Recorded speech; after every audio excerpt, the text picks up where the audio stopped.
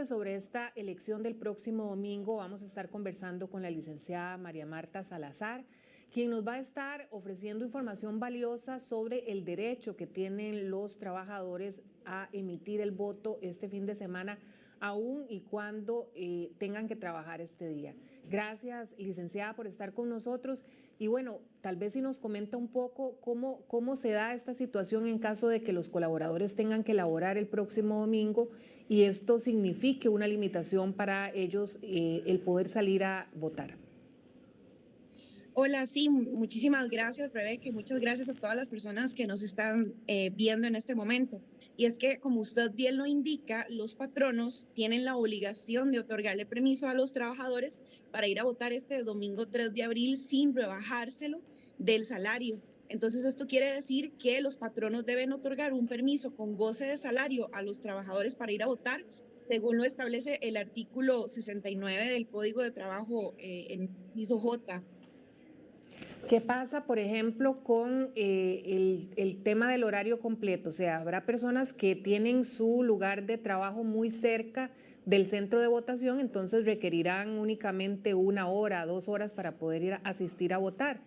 En ese caso, ellos deben votar y regresar a su lugar de trabajo, o el día se les tiene que dar libre. ¿Cómo funciona esto? Claro, eso es una muy buena pregunta porque la forma justamente en que se coordinen los permisos va a depender de cada empresa u organización, por lo que es importante llegar a acuerdos entre los trabajadores y patronos para garantizar el derecho a voto. Y es que el tiempo que concedan los patronos a los trabajadores para votar también va a depender de las circunstancias por las cuales se va a emitir este voto. Entonces, así como usted menciona, hay gente que está muy cerca de su centro de votación, pero hay gente que no. Entonces, tienen que incluir estos criterios para poder conciliar o llegar a ese acuerdo de cuánto tiempo me voy a tomar para ir a emitir mi voto. Por ejemplo, si estoy en Liberia y tengo que trasladarme a un lugar muchísimo más lejano, ¿verdad? Qué sé yo, o a Cañas, es decir, cuánto tiempo voy a durar en el traslado, yendo, viniendo, haciendo fila, etcétera. Entonces, estos criterios para conciliar deben ser objetivos, lógicos y razonables, que no limiten el derecho al trabajador, pero que tampoco perjudiquen a la empresa, porque tampoco sería bueno que uno dijera, bueno, es que voy a ir a emitir mi voto, estoy en Tamarindo, voy a ir a Liberia a emitir el voto, entonces voy a tardar todo el día, ¿verdad? Tampoco es justo para la empresa que se le esté pagando ese día al trabajador y que el trabajador pues vaya a tomar todo un día para ir a votar si no está tan lejos o si no se le complicó tanto el tema de la votación. Entonces, por eso tienen que acordarlo de previo. Bueno, supongamos, por ejemplo, de colaboradores en Guanacaste que les corresponda por algún motivo votar en San José. ¿Es válido que los patronos les señalen que debieron haber hecho el traslado de domicilio electoral para que tuvieran mayor accesibilidad a emitir el voto? ¿O de igual forma los patronos están obligados a autorizar a los colaboradores a desplazarse hasta un punto que les signifique pues no laborar durante todo el 3 de febrero? Sí, vamos a ver, hay que tomar en cuenta el deber constitucional de todo ciudadano para poder emitir el voto de manera libre Ah, y sin coacción. Entonces, a mí sí, no ¿qué me dijo? parecería correcto que un patrón no le vaya a llamar la atención a un trabajador Es que me porque distrajo Jerry para Rivera. el patrono debió ese trabajador haber cambiado el lugar para emitir su voto. Entonces, ahí sí tienen que también el trabajador ponerse de acuerdo, avisar con antelación suficiente al patrono de, mire, tengo que desplazarme hasta San José o viceversa, para poder emitir su voto.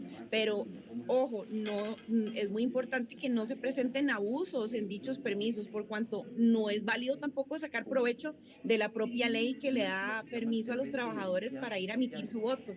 Y entonces podría exponerse también la persona trabajadora que abuse de ese derecho para ir a votar y que no se presente a trabajar en todo el día a una medida ya disciplinaria en caso de comprobarse, por ejemplo, una arbitrariedad en el ejercicio de este derecho. Por ejemplo, que la persona le mienta al patrono y diga que tiene que trasladarse muy lejos cuando el lugar de la votación le quede muy cerca.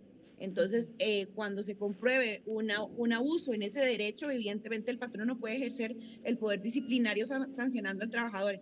Sin embargo, si el trabajador pues le informa al patrono con suficiente antelación y se ponen de acuerdo, yo no vería por qué tampoco el patrono le niegue esta posibilidad al trabajador para ir a emitir su voto. Licenciada, ¿y qué tipo de sanciones son a las que se expondrían los patronos en caso de que nieguen la posibilidad de votar a algún colaborador?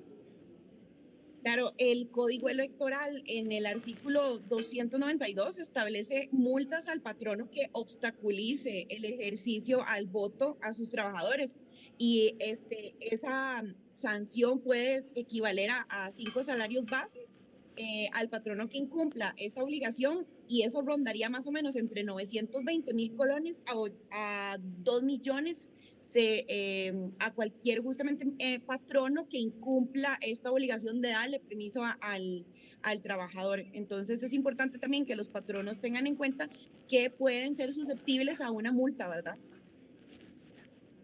Muchísimas gracias, licenciada, por esta información. Definitivamente, pues es muy valioso que los colaboradores conozcan sus derechos en relación con su derecho a votar este 3 de abril y sin lugar a duda también que los patronos conozcan cuáles son sus obligaciones en este caso para poder ofrecerle la posibilidad a sus colaboradores de tener este derecho al sufragio. Así que muchísimas gracias.